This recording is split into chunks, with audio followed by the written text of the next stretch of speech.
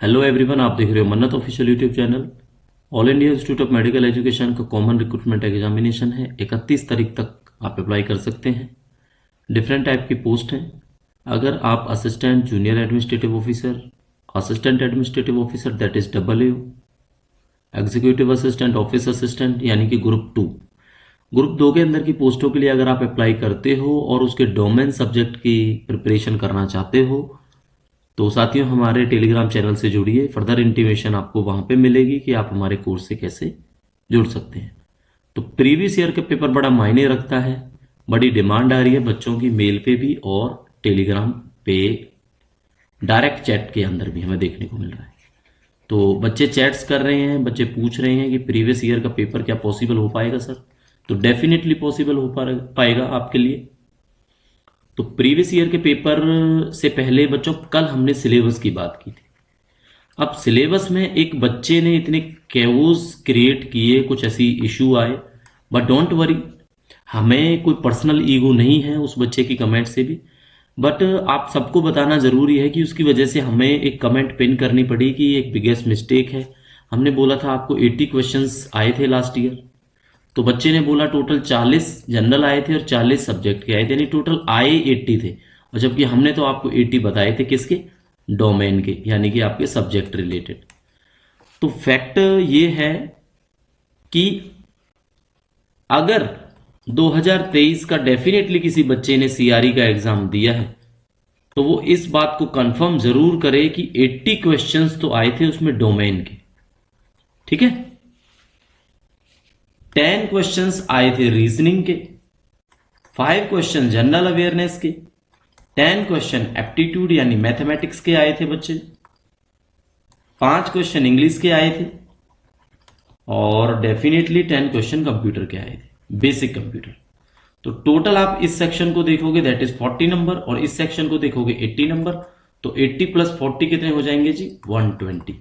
120 number का paper ही तो हुआ था आपका डबलएओ के लिए और 120 नंबर का ही पेपर हुआ था आपका assistant NS, office assistant junior administrative officer, इसके लिए।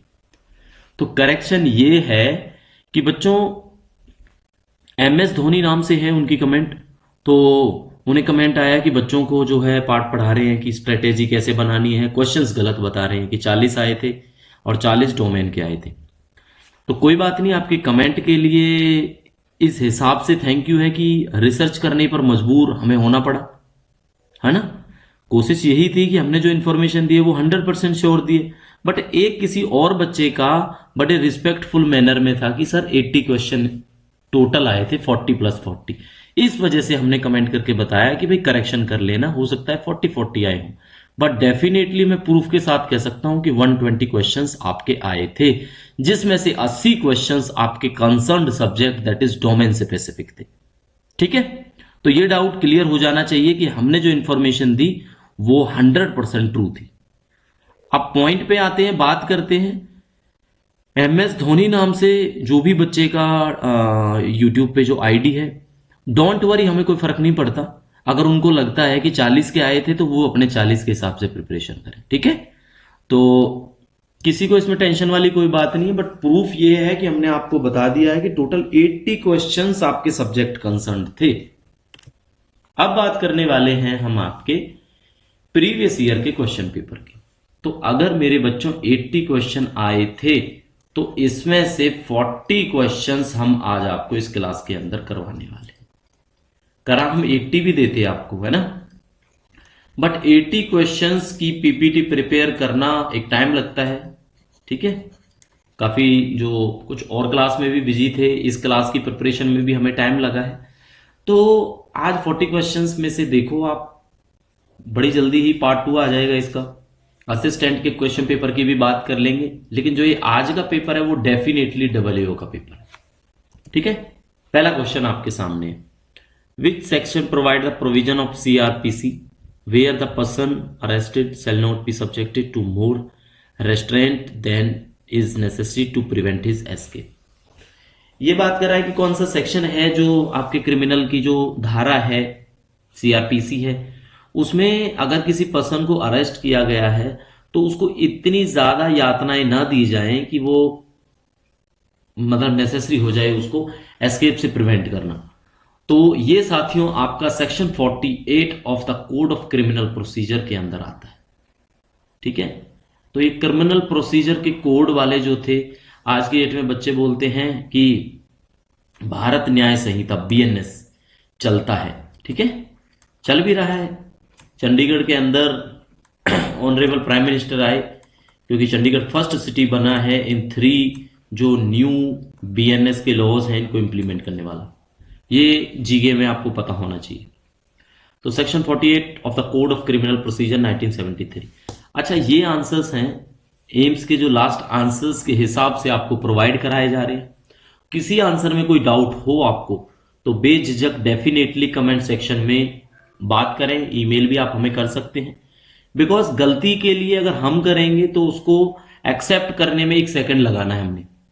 ठीक है, और अगर गलती नहीं होगी, अगर कोई चीज गलत नहीं होगी तो उसको बताने में भी 1 सेकंड लगना चाहिए, ताकि बच्चे गलत ना पढ़ पाए। तो सेक्शन 48 बात करता है आपका CRPC, that is code of criminal procedure 1973 के सेक्शन 48 के अंदर ये बात है। क्वेश्चन सेकंड देख लेते हैं। CCS conduct rules are applicable to. अब बच्चों हमने आपको ये पढ़ाए थे ना कंडक्ट रूल की हम आपको क्लास करा चुके हैं। तो कोशिश करना और फिर ये देखना क्लास लेने के बाद क्या आपके समझ में आया। मैंने आपको जहां जहां बताया था कि रेलवे का मेंबर हो उसको आपने खट कर देना है, क्योंकि रेलवे के अलग कंडक्ट रूल होते हैं। ऑल इंडिया सर्विस वाले जो होते हैं IAS IPS, इनके बच्चों अलग रूल होते हैं, इसको भी डेफिनेटली आपने कट कर देना है। ठीक है, A holder of any post in respect of which president has by general or special order। अब ये थोड़ा सा कॉन्ट्राडिक्टरी है, क्योंकि जो प्रेसिडेंट है वो तो कोई भी किसी के लिए भी लॉ बना सकते हैं। बट अगर डेफिनेटली आप देखोगे ना बच्चों, ये जो है ये साफ कर देता है कि आंसर इसका C है। डिफेंस की स्पेलिंग आपको ऐसे भी मिल सकती है DEFENCE, और ऐसे भी मिल सकती है DEFENSE, डिफेंस। तो आंसर इसका डेफिनेटली C होने वाला है। ठीक है, तो CCS कंडक्ट रूल आपके एप्लीकेबल होते हैं every civilian in defence service. वैसे अदर सिविलियन भी होता है, लेकिन ऑप्शन आपको पता ही है, एक ही सिविलियन का ऑप्शन है तो हमने टिक कर दिया, वो C हो जाएगा। थर्ड क्वेश्चन देखेंगे बच्चों।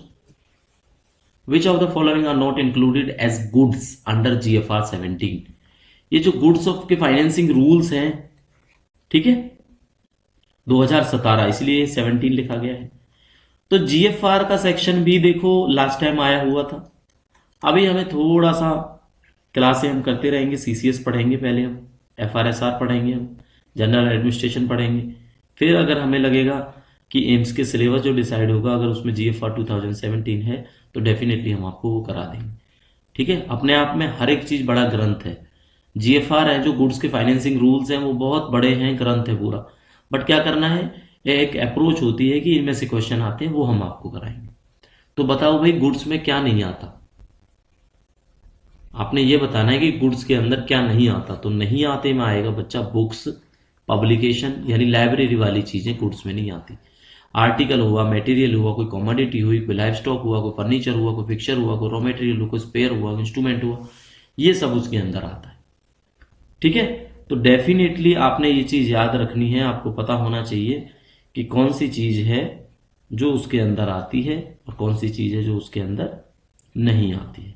अच्छा, होपफुली इस क्लास में होगा ये जो गुड्स का क्वेश्चन है GFR 17 में, ये शायद दूसरे तरीके से भी पूछा गया था कि गुड्स हैं जो वो कौन से रूल के अंदर आती हैं। तो बताओ बच्चों कौन से रूल के अंदर आती है। तो गुड्स आपके शायद 143 है। ठीक है, चेक करेंगे हम जरूर, मुझे लगता है क्वेश्चन हमने इसमें रखा हुआ है। ठीक है, तो बेसिकली हमने क्वेश्चन रखा हुआ होगा, आपको इजीली, मुझे लगता है कोई ऐसी प्रॉब्लम होगी, इजीली आपको पता लग जाएगा। तो ये क्वेश्चन हम थर्ड कर चुके हैं।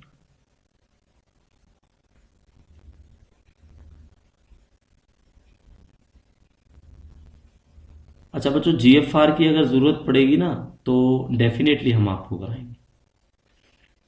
कंफ्यूजन वाली उसमें कोई बात आपके माइंड में नहीं होनी चाहिए कि ऐसी कोई चीज है जो हम नहीं कराएंगे, वो कराएंगे हम आपको डेफिनेटली। ये पार्ट 1 है आपका, डेफिनेटली आपको हेल्प मिलेगी। अच्छा, गुड्स के अंदर आप देखोगे ना, तो गुड्स के अंदर आप डेफिनेटली पढ़ के देखना।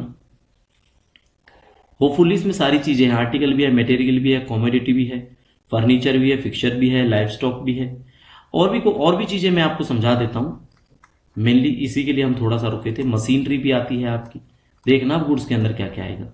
इक्विपमेंट्स भी आते हैं, इंडस्ट्रियल प्लांट भी आते हैं, ठीक है, कोई भी व्हीकल है वो आता है, एयरक्राफ्ट, मतलब सोचना आप, सामान वाली सारी चीजें, शिप्स हैं आएंगे। इसीलिए आपको बताना जरूरी था कि बुक्स पब्लिकेशन वाली चीजें गुड में ऐड नहीं होंगी, ये ज्यादा मायने रखता है। मेडिसिन है, रेलवे का कुछ है, ठीक है, रेलवे का कुछ स्टॉक आइटम है, सॉफ्टवेयर है, पेटेंट है, लाइसेंस है, लाइसेंसेस, ये सब गुड्स के अंदर है। तो जब जीएफआर पढ़ाएंगे तो आपको डेफिनेटली इसका पता लग जाएगा। फोर्थ क्वेश्चन देख लेते हैं। For how much duration a female government servant can be granted child adoption leave. कोई फीमेल एम्प्लॉय अगर किसी बच्चे को अडॉप्ट करती है तो उसको लीव कितने दिन की मिलती है? आपको पता है, एक मैटरनिटी लीव होती है और एक होती है पैटर्निटी लीव। फादर को मैटरनिटी नहीं मिलती, फादर को मिलती है पैटर्निटी 15 दिन की, और मैटरनिटी लीव मिलती है 6 मंथ की, दैट इज 180 डेज। किसको मिलती है? जिसको बेबी होता है। एल्डेस्ट 2 पे मिलती है बस, ये 2 बड़े बच्चों के लिए। अगर किसी को थर्ड बच्चा होता है तो ये वो नहीं मिलेंगी, ठीक है। तो ऐसे ही चाइल्ड अडॉप्शन की लीव होती है। तो चाइल्ड अडॉप्शन की जो लीव है, अगर कोई चाइल्ड को अडॉप्ट कर रहा है तो वो डेफिनेटली मैटरनिटी की तरह ही 180 दिन की मिलती है बच्चों, ये बात आप याद रखना, ठीक है। इसमें कोई कंफ्यूजन ऐसी नहीं होनी चाहिए कि आपको ये चीज पता ना लगे। क्लियर? चलो, अच्छा, ये जो है ना, जैसे फोर्थ क्वेश्चन है, ये कब आपको याद आ जाएगा? सीसीएस के जब लीव रूल्स हम आपको कराएंगे ना, उसमें आपका ये क्वेश्चन क्लियर हो जाएगा। According to the provision of IPC, whoever by word either spoken or intended to be read or by sign or by visible representation makes or publish any imputation concerning any person intending to harm or knowing or having reason to believe that such imputation will harm the reputation of such person is defined as। कल ही हमने एक बात की थी आपसे कि कोई हमसे CRPC के बारे में पूछ रहा था कि सर कितने पढ़े कितने ना पढ़े, तो मैंने बताया बहुत बड़ा ग्रंथ है। तो ऐसे ही एक क्वेश्चन दिया कि कोई किसी को डिफेम करता है, बोला था ना, ये डिफेम करता है, जिसको बोलते हैं मान हानि, ऐसे कुछ होता है ना, मान हानि। मोदी जी के ऊपर कोई कमेंट कर दे कोई और नेता, ठीक है, जिससे उनकी जो पर्सनल इमेज है वो खराब हो, तो ये डिफेमेशन का केस हो जाता है। सॉरी, किसका केस हो जाता है? डिफेमेशन का हो जाता है। तो डिफेमेशन क्या होती है? किसी की इमेज को खराब करना। तो ये आईपीसी की धारा के अंदर होता है मेरे बच्चों। अब आईपीसी आईपीसी सुन के ना आपको ऐसे लगने वाला है, आईपीसी आईपीसी सुन के ना बार बार आपको ऐसे लगेगा कि जैसे सबसे ज्यादा क्वेश्चन तो आईपीसी से ही आए हुए है ना, लेकिन 80 क्वेश्चन है बच्चों, आपने समझना है, इंडियन पीनल कोड की बात है, ठीक है। चलो, तो डिफेमेशन आपका अगर देखा जाएगा ना आईपीसी के होपफुली सेक्शंस में आता है ये 499, ठीक है। 500 में भी इसका जिक्र है, सेक्शंस 499 और सेक्शन 500 के अंदर आपको आईपीसी की जो धारा है उसमें डिफेमेशन के बारे में पता लगता है, ठीक है। अब डिफेमेशन कोई मुंह जबानी भी कर सकता है, लिख के भी कर सकता है, कोई विजुअल साइन बना के भी कर सकता है, लेकिन करेगा मतलब डिफेम ही वो, है ना, मेन ये है। तो वैसे अगर आपसे कोई पूछे तो सेक्शन 499 आपने आंसर बताना है, 499, ठीक है। 500 में भी इसकी बात की जाती है, बाकी 499 मेन है, ठीक है जी। चलो, और डिफेमेशन की मैक्सिमम अगर जेल होती है तो कितने दिन हो सकती है? 2 साल हो सकती है, ये आपको पता होना चाहिए डिफेम करने की। ठीक है, आंसर ए ही है। क्वेश्चन 6 देख लेते हैं। Family for the purpose of LTC doesn't include. अब एलटीसी में फैमिली, अब इसीलिए हम बोलते हैं फैमिली, हमने आपको पढ़ाया हुआ है। देखो, अनमैरिड डॉटर डेफिनेटली फैमिली है, married daughter living with their husband, अब यहां झोल है भाई। विधवा अगर डॉटर है, फादर के साथ में रहती है, डिपेंडेंट। मैरिड डॉटर है, डाइवोर्स्ड है, अबांडन्ड है, सेपरेटेड है, मतलब कुल मिला के मैरिड नहीं होनी चाहिए। अगर वो फादर के साथ रहते हैं, डिपेंडेंट हैं, तो एलटीसी में आएंगे, अदरवाइज नहीं आएंगे। तो आंसर क्या हो जाएगा? बी हो जाएगा। यही अप्रोच आपने पेपर में रखनी है और यही हम कोशिश करेंगे जब हम आपको सीसीएस के एलटीसी रूल्स के बारे में पढ़ाएंगे। ठीक है, तो स्मार्ट बच्चे बन जाओ। एलटीसी की जो फुल फॉर्म है वो कमेंट सेक्शन में अभी के अभी, ठीक है, पुट करो। आप लोग बताओ क्या होता है। Under what ground prefix suffix of holiday to leave are allowed automatically. कि कौन सी ऐसी चीज है जिसपे प्रीफिक्स सफिक्स ना अपने आप ही अलाउड है भाई, आपको बोलना नहीं है उसमें। किस ग्राउंड पे है प्रीफिक्स अलाउड? तो वो है बच्चों आपका केवल मेडिकल ग्राउंड पे। ठीक है, किस पे है? केवल मेडिकल ग्राउंड। अकेडमिक नहीं, प्राइवेट नहीं, अकेडमिक प्राइवेट मेडिकल दोनों नहीं। On medical ground prefix suffix of holiday to leave are allowed automatically. ठीक है, कोई क्वेश्चन, कोई आंसर हमारे द्वारा बताया गया गलत पाया जाता है, आप हमें इंटीमेट करते हो तो बड़ी खुशी होगी। ठीक है, ईगो पे नहीं ली जाती ये बातें, गलत है तो गलत है। बट उस बच्चे की कमेंट को देख के हमने अपनी कमेंट पिन की, बताया कि चलो 80 ही क्वेश्चन होंगे, क्योंकि एक बच्चे ने और भी किया हुआ था। फिर भी मन माना नहीं, तो शाम तक रिसर्च करके ये पता लगा कि क्वेश्चन तो यार 120 आए थे, जिसमें से 80 तो थे आपके गवर्नमेंट सर्विस रूल्स पे, बाकी जनरल थे। अब हमने जनरल भी आपको बता दिए, कितने रीजनिंग, कितने जीके, कितने एप्टीट्यूड, कितने इंग्लिश, कितने कंप्यूटर। ठीक है, चलो, इन्फॉर्मेशन राइट मिलेगी आपको मन्नत ऑफिशियल यूट्यूब चैनल पर। तो अभी तक आपको क्लास अच्छी लगती है तो दोस्तों थम्स अप जरूर कर देना, लाइक कर देना क्लास को। What does rule 14 cover under CCS CCA? अब ये सीसीए हमने आपको नहीं पढ़ाया, सीसीए क्या होता है ये आप कमेंट करो, आगे हम बताएंगे, क्योंकि ये क्वेश्चन भी आपका 2023 के अंदर आया हुआ था। तो रूल 14 में क्या है? डिसिप्लिनरी अथॉरिटी है, प्रोसीजर इम्पोजिंग मेजर पेनल्टी है, वेरियस टाइप ऑफ पेनल्टी है, या सस्पेंशन के बारे में। तो बच्चों ये है मेजर पेनल्टीज के बारे में, रूल नंबर 14। ठीक है, कितना है? रूल 14 जो बताता है आपको कि किस तरह से आप मेजर पेनल्टीज लगा सकते हैं। अब मेजर पेनल्टीज कौन सी है, माइनर पेनल्टीज कौन सी है, क्लास आने दो सीसीए की, बता देंगे आपको। ठीक है, तो डोंट वरी, सीसीएस के सीसीए रूल से है ये question. Who among the following extend the jurisdictions of a high court to or from exclude from any union territory? कौन है जो जुरिडिक्शंस को बढ़ा सकता है हाई कोर्ट की? सोचो, एक हाई कोर्ट है जैसे Punjab and Haryana high court है, इसके अंदर आपको पता है पंजाब आता है, हरियाणा आता है, और क्या आता है? चंडीगढ़ आता है। अब जुरिडिक्शन को बढ़ाना है, सोचो हिमाचल को इसके अंदर लेके आना है, तो इसकी परमिशन कौन दे सकता है भाई? प्रेसिडेंट ऑफ इंडिया या पार्लियामेंट? तो डेफिनेटली पार्लियामेंट देगा, ये कानून बनाएगा और लागू हो जाएगी ये चीज। ठीक है, CCS revised pay rule 2016 has given certain date to grant increment to an employee, select the correct one.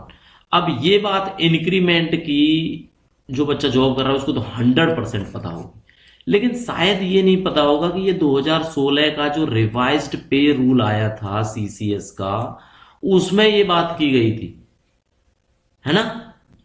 2016 में ही आपका 7 सीपीसी आया था, बट उसमें ये बात की गई थी। तो इंक्रीमेंट कब होता है याद कर लो, जो बच्चे जॉब में उनको पता है, एक तो 1 जनवरी और 1 जुलाई, ये आपकी इंक्रीमेंट की डेटें होती हैं। ठीक है, क्या होती है? 1 जनवरी या 1 जुलाई।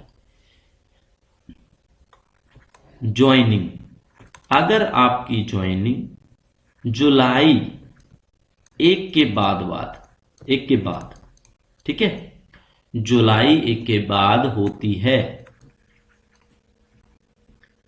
सॉरी जुलाई 1 के बाद नहीं, गलत हो गया बच्चों ये तो, जून 1 के बाद, ये कंफ्यूजिंग है थोड़ा, चलो समझाता हूं। दिसंबर से पहले पहले होती है, मान लो दिसंबर से पहले हुई,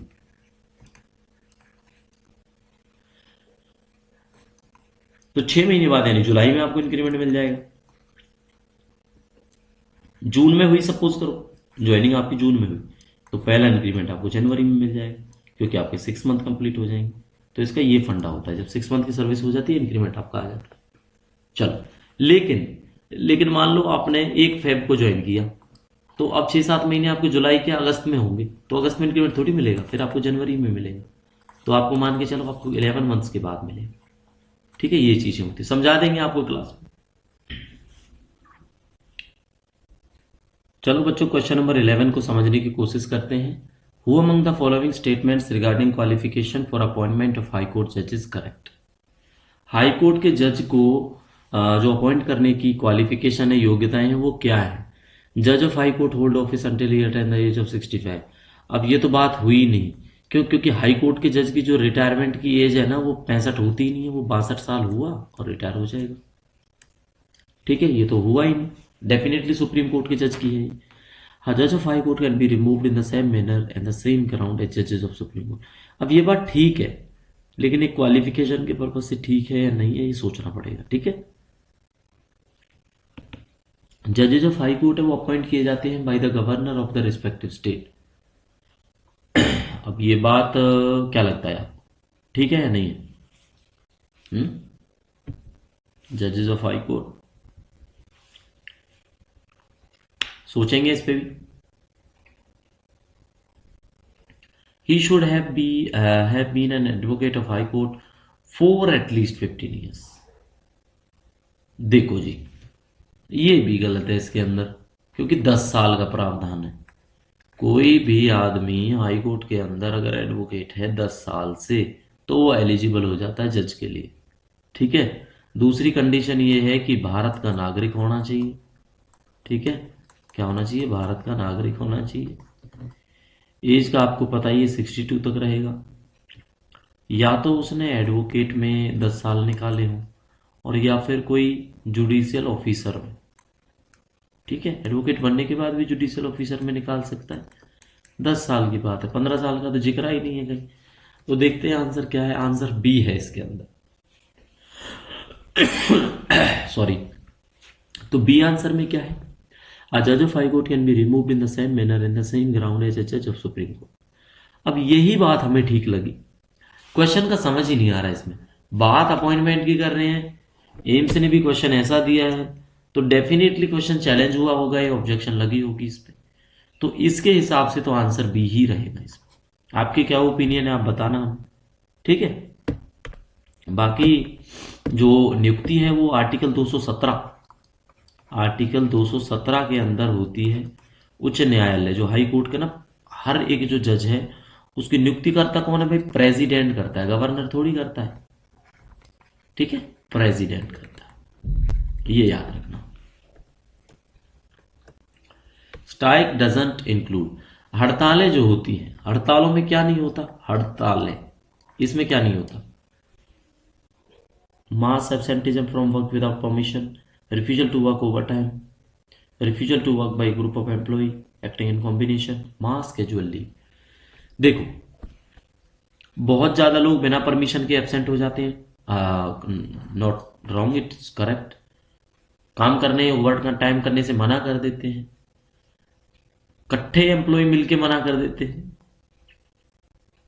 ये सारी चीजें हैं। मास कैजुअल लीव नहीं है, ऐसा नहीं होगा वो इकट्ठे मिलके क्या करेंगे? सीएल ले लेंगे, छुट्टी पे चले जाएंगे। ये स्ट्राइक का तरीका नहीं होता। इजी क्वेश्चन, इजी आंसर, तो आंसर विल बी डी। ठीक है, चलो। According to Indian penal code IPC 1860, which section deal with hours trespassing? ये बच्चे आप कमेंट करके बताओगे आवर्स ट्रेसपासिंग होती क्या है। बाकी इसका आंसर 442 है। ठीक है, क्या बता पाओगे आप आर्टिकल 442 क्या होता है? या फिर जो आपका आर्टिकल नहीं, सेक्शन है उसमें, इसमें है ना, ये गलती कर दी हमने, इसमें क्या होते हैं? सेक्शंस होते हैं। तो सेक्शन 442 क्या बोलता है आईपीसी का? ये आर्ट्स नहीं है यहाँ पे यार, गलत हो गया लग रहा है मुझे तो। ये नजरबंद बोलते हैं ना, घर में नजरबंद, तो ये हाउस ट्रेस पासिंग है, ये गलत हो गया ना। घर पर नजरबंद का मतलब होता है घर से बाहर ना निकलने दो, कि आईपीसी की धारा के हिसाब से उसको घर पे कैद कर लो, है ना। सुना होगा ना ये।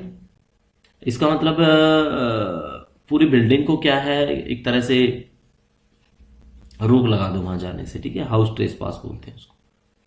तो डेफिनेटली सेक्शन 442 के अंदर होता है। क्वेश्चन 14 देख लेते हैं। Attempt to murder is a crime. आपने बताना है कौन से सेक्शन के अंदर इसका प्रोविजन है कि अटेम्प्ट टू मर्डर एक क्राइम है। किसी को मारने की कोशिश करना तो ऑब्वियसली 307 का केस होता है। किसी को मारना किसका केस होता है? 307 का केस होता है। चलो, CCS leave rule came in force in from which date. अब देखो, डेट वाले क्वेश्चन पे ना नजर रखना। ये पहला क्वेश्चन है अभी तक जिसमें पूछा गया लीव रूल कब से लागू हुए। तो बच्चों ये जून 1972 से हुए थे, तो 1 जून 1972 इसका आंसर होने वाला है। ठीक है, कब से होगा? 1 जून 1972 से लीव रूल लागू हुए थे।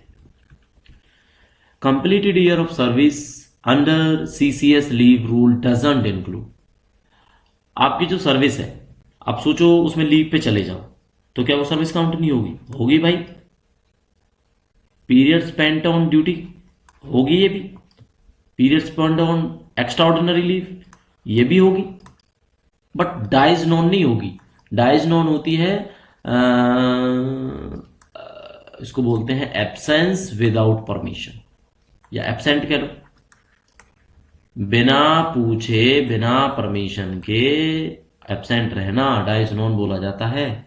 और डाइज नॉन आपका कंप्लीट ईयर ऑफ सर्विस में नहीं आता। तो बच्चों आंसर होगा डी। ऐसे ही मजेदार क्वेश्चन हम आपको कराएंगे, ठीक है। तो हमें टाइम दो। अभी हमने सीसीएस के आपको कंडक्ट कराए हैं, सीसीएस के मेडिकल अटेंडेंस कराए हैं। नेक्स्ट बारी आप कहोगे तो डेफिनेटली हम लीव रूल पे लेंगे, धीरे धीरे खत्म करा देंगे, ठीक है। एक दो क्लास में ये सारी चीजें हम खत्म करते चलेंगे। Which of the following are correct about casual leave. और अभी तक चैनल को अगर सब्सक्राइब नहीं किया है तो दोस्तों सब्सक्राइब करो। करेक्ट बताना है आपको कैजुअल लीव के बारे में क्या है। LTC can be avail during casual leave, तो एलटीसी सीएल के टाइम पे ले सकते हो। सीएल का not be combined with joining time, कैसा होता है बताएंगे थोड़ी देर में। Sunday public holiday falling during a period of casual leave are counted as a part of casual leave ना। संडे अगर है, मंडे की छुट्टी लो, एक दिन की छुट्टी लगेगी, संडे भी काटो मंडे भी काटो। सैटरडे है, हाफ डे लो, सैटरडे निकालो, संडे निकालो, मंडे को आ जाओ, तो संडे इंक्लूड नहीं होगा। मंडे मत भी आओ तो एक छुट्टी इसकी लो, एक आधी छुट्टी इसकी लो, 1.5 छुट्टी फिल करो और 3 दिन रेस्ट करो, ठीक है। तो ये हट गया आपका। तो जहां जहां 3 है उसको हटा दो, हटा दो भाई 3 वाले को। ये देखो, ये भी हटा दिया हमने, ये भी हटा दिया हमने, ये भी हटा दिया, एक ही बचा ना। तो डेफिनेटली आपका आंसर ए होने वाला है। नहीं गलत, ये तो बी हो गया। एक मिनट चेक करते हैं। Are counted as a part of casual leave. एक मिनट बच्चों, इसको चेक करना पड़ेगा। संडे या public holiday falling during a period of casual as a part of casual leave.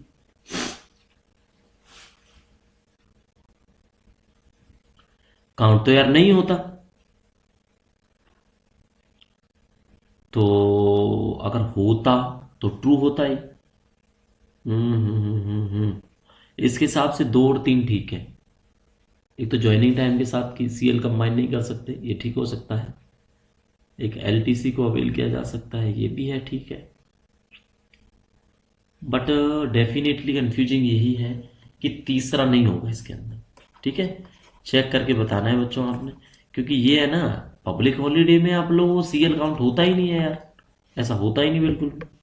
चलो 18 देखते हैं, इस पर डिस्कस करेंगे। CPPP ये होता है सेंट्रल पब्लिक प्रोक्योरमेंट पोर्टल। क्या होता है? Central public procurement portal, CPPP। जिस किसी ऑर्गेनाइजेशन, हर किसी में होती है, आपकी प्रोक्योरमेंट डिवीजन होगी, प्रोक्योरमेंट ब्रांच होगी, उनके लिए है ये टर्मिनोलॉजी, ठीक है। आपको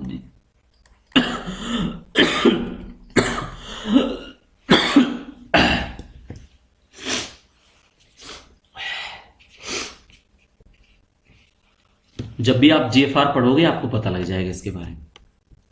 क्वेश्चन 19 है, with reference to the public interest litigation in India which of the following statement are correct.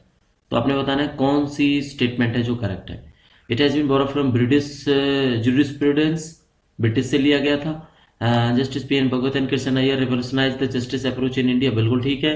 The approach permit the court to take up the cases suo motu. Suo motu होता है ना, जब कोर्ट अपने आप किसी कोर्ट को case को अपने अंदर ले लेता है बिना बोले ही, बिना केस लड़े ही, बिना केस फाइल किए ही। तो 2 और 3 इसका डेफिनेटली ठीक आंसर हो जाएगा, दैट इज डी।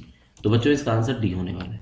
ठीक है, क्वेश्चन 20 देखते हैं। देखो तबीयत का थोड़ा सा ऐसे है कि कफ आ रहा है ज़्यादा बार बार, तो थोड़ा सा फास्ट करेंगे इस क्लास को, नहीं तो दिक्कत आती है फिर, है ना। Which of the following was established as the first high court of India under the high court act of 1861।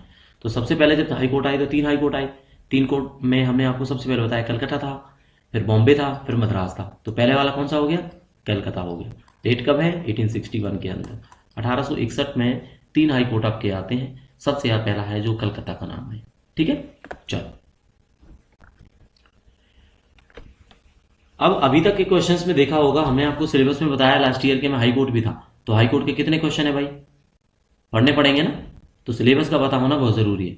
अभी 2023 का सिलेबस आने दो, 24 का, तो अगर उसमें हाई कोर्ट का आता है तो डेफिनेटली हम पूरा पढ़ेंगे। ठीक है, सीआरपीसी आता है आपका क्रिमिनल प्रोसीजर कोड, जो ये हैं आपके क्रिमिनल कोड हैं। तो डेफिनेटली इनमें भी डिफेमेशन लाइक सुसाइड या मर्डर, जो मेन मेन धाराएं हैं वो हम पढ़ेंगे। ठीक है, डोरी की डिमांड करना मना किया गया है रूल 13 के अंदर, सीसीए सर्विस रूल कंडक्ट में। ये हमने आपको बताया था, रूल 13A के अंदर है, डिमांड ऑफ डोरी इज प्रोहिबिटेड। तो बताओ भाई डोरी कहाँ पे है। तो डोरी का जो अलग से कानून है ना, वो डोरी प्रोहिबिशन एक्ट 1961 है। तो जे यहाँ पे जो दहेज की डेफिनेशन है, वही डेफिनेशन हम रूल 13A के अंदर यूज करते हैं अपने सीसीएस कंडक्ट रूल के अंदर। तो आज से जरूर याद रखना है, 13A का मतलब दहेज से मनाही। ठीक है, चलो क्वेश्चन 21 करा चुके हैं, 22 देखते हैं बच्चों। Which of the statement are true with respect to power and jurisdictions of a high court. High court के पावर और जुडिक्शन के पॉइंट्स बताने हैं आपने, तो आपके सामने है। हाई कोर्ट की ओरिजिनल जुडिक्शंस होती है over dispute relating to election of a member of parliament. High court को पावर होती है कि वो डिसाइड करे constitutional validity of the laws enacted by the parliament. ये बिल्कुल ठीक है, संसद कोई कानून बना देगा, वेरीफाई कोर्ट करेगा उसको। तो दूसरे वाले पॉइंट से देखो, 2 कहाँ कहाँ पे है, 2 एक तो यहाँ पे है, एक यहाँ पे है, यहाँ पे भी है, यहाँ पे भी है। तो क्या लग रहा है, ए एंड बी है इसका। ठीक है, तो इसका आ जाएगा दोनों के दोनों, ये ठीक है। ओरिजिनल जुडिक्शंस रखते हैं वो कि election of member of parliament से रिलेटेड। क्वेश्चन 23 देख लेते हैं बच्चों। How much maximum fine is applicable when a public nuisance system. Public nuisance समझ रहे हो ना, जैसे पब्लिक में मान लो मना किया गया भाई सिगरेट नहीं पीनी। ठीक है, जो सिगरेट है वो नहीं पीनी, अगर किसी ने पी तो नॉर्मली फाइन कितना होता है, 150 रुपये, 300 रुपये, 450 रुपये, 200 रुपये, 200 रुपये होता है। ठीक है, आपको पता होगा डेफिनेटली 200 रुपये। अब लिखने को चाहे कोई कितना लिख दे, 500 रुपये चार्ज किया जाएगा, है ना, होता 200। सॉरी आंसर पहले दिख गया। Casual leave can be combined with which of the following leave. देखो कैजुअल लीव है, ये सीएल है भाई, सीएल। जहां जहां ईएल आता है ना उसको उड़ा देना आप लोगों ने, ईएल के साथ कभी कंबाइन नहीं होती। पेपर में हमेशा ईएल वाले ऑप्शन होंगे सारे। ठीक है, लेकिन यहां थोड़ा सा अलग है, एक एचपीएल वाले में नहीं होता है। ठीक है, एक सिक लीव में नहीं होता है। तो ऑब्वियसली स्पेशल कैजुअल लीव में हो गया ना, तो स्पेशल कैजुअल लीव के साथ में कंबाइन हो सकता है। और स्पेशल कैजुअल लीव बच्चों कब मिलती है आपको, कोई ब्लड डोनेट कर रहे हो आप, ब्लड डोनेशन कैंप के लिए आपको मिल जाती है। कोई सोशल वर्क के लिए आप अगर कोई परमिशन ली है तो उसमें स्पेशल कैजुअल लीव मिल जाती है। काफी प्रोविजन है, बात करेंगे क्लास में जब हम लीव के बारे में पढ़ाएंगे। स्पेशल कैजुअल लीव आ गया भाई सामने, चलो गुड, अच्छी बात है, जिसपे हम टाइम लगाना नहीं चाहते थे अब लगाना पड़ेगा। फैमिली प्लानिंग के लिए obviously special casual leave. Family planning जब कोई क्या बोलते हैं उसको, वैसेक्टोमी कुछ ऐसा वर्ड होता है ना, जो नसबंदी का जो बोलते हैं, अगर वो कोई कराता है तो उसको डेफिनेटली स्पेशल कैजुअल लीव मिलती है। स्पोर्ट्स एक्टिविटी में पार्टिसिपेशन के लिए मिलती है, एग्जाम के लिए थोड़ी मिलेगी।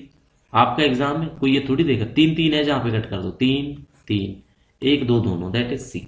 तो आंसर इसका सी हो जाएगा। ठीक है, थर्ड हम आपको बता ही चुके थे, अगर आप ब्लड डोनेट करना चाहते हो तो ब्लड डोनेशन के लिए साल में एक बार आपको स्पेशल कैजुअल लीव का प्रावधान है। ठीक है, चलो। Central government employ is eligible to avail LTC if he has completed 1 year continuous service. 1 साल के बाद ही उसको एलटीसी मिल जाता है। कौन सा मिलेगा भाई? होम टाउन मिल जाएगा। ठीक है, चलो कैसे मिलेगा? Date of submission of LTC claim ना, date of completion of journey ना, date of application of LTC ना, डेट ऑफ आउटवर्ड जर्नी। जब से आपकी जर्नी स्टार्ट हो रही है ना उस तक आपको 1 साल होना चाहिए, तो आपको मिल जाएगा भाई। आंसर ए हो जाएगा। ठीक है, चलो, वाह वेरी गुड। फंडामेंटल रूल आ गया आपका। पढ़ाया था हमने आपको, कब से शुरू हुई? 1922 से शुरू हुई ना मेरे बच्चों, 0101, 1 जनवरी 1922, तो आंसर होगा बी।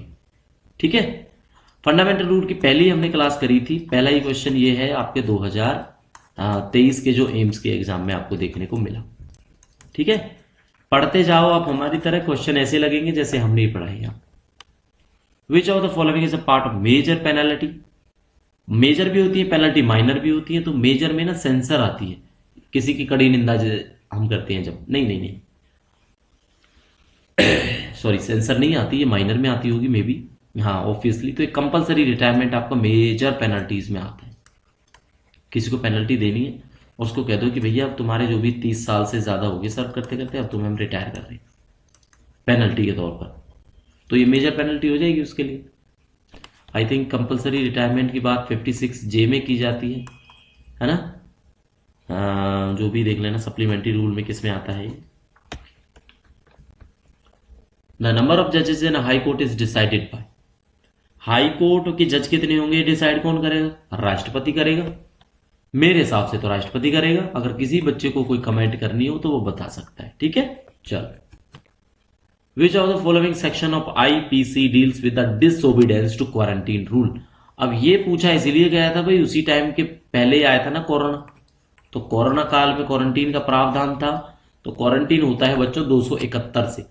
सेक्शन 271 में बोला गया है कि किसी वजह से आपको क्वारंटीन भी किया जाए तो रहना पड़ेगा। IPC quarantine rule section 271। चलो क्वेश्चन 31 देखते हैं जी। Recording of the confession and statement, किसी का कोई जवाब है, एक तरह से सबूत हम रिकॉर्ड करते हैं जब, तो एक प्रोविजन आता है, वो 1973 के सीआरपीसी की किस धारा में है? जो कन्फेशन और स्टेटमेंट का है ना, कि भाई इसका बयान ले लो। तो क्या होता है बच्चों बयान ले लो? वो होता है आपका आर्टिकल सेक्शन 122। ठीक है, सेक्शन 122 बयानबाजी, बयान ले लो इसका। ठीक है, सारे जरूरी है ये जो आपको बता रहे हैं हम लोग। अंडर क्रिमिनल प्रोसीजर, अब देखो एक क्वेश्चन आपके माइंड में जरूर आ रहा होगा कि यार सर 40 क्वेश्चंस में से सीआरपीसी सीआरपीसी आईपीसी आईपीसी यही देखते आ रहे हैं, तो सबसे पहले आप आईपीसी पढ़ा दो। नहीं मेरे बच्चों, 80 क्वेश्चन है ये, 80 में से सीआरपीसी के क्वेश्चन इन्होंने बहुत पूछे थे डेफिनेटली, लेकिन सिलेबस को रिवील होने दो। सीआरपीसी हम बाद में करेंगे, पहले हमने सीसीएस खत्म करना है, फिर हमें फंडामेंटल रूल खत्म करना है, फिर हमें सप्लीमेंट्री रूल खत्म करने हैं, है ना? उसके बाद जनरल एडमिनिस्ट्रेशन में बहुत कुछ बचता है मेरे भाई, उसके बाद बात करेंगे इसकी, करेंगे जरूर अगर सिलेबस में हुआ तो। ठीक है, तो अंडर क्रिमिनल प्रोसीजर में बताना है आपको ऑफेंस, कि पुलिस किसी आदमी को बिना कोर्ट ऑर्डर के जो है क्या कर सकती है? अरेस्ट कर सकती है। तो कैसा होगा? आर्ग्यूमेंट वाला कोई हो, कोई किसी से कोई जेब काट ले किसी की, कोई लाइबल हो। तीनों केस ऐसे हैं, छोटे मोटे टुच्चे केस हैं। ठीक है, कोग्निजेबल ऑफेंस, जो जगह था ना, क्या होता है जघन्य, क्या बोलते हैं जिसको माफ ना कर सके, कोई गंदा ही ऐसा अपराध कर दे, उसके लिए कोर्ट ऑर्डर की जरूरत नहीं है, बस घसीटते हुए ले जाओ उसको, अरेस्ट कर लो। ठीक है, डी आंसर होता है। चलो 33 नंबर क्वेश्चन की बात करेंगे कि ईएल का जो इनकेसमेंट है, वो जब एलटीसी अवेल कर रहे हैं दोनों हस्बैंड वाइफ, तो क्या दोनों ले सकते हैं भाई?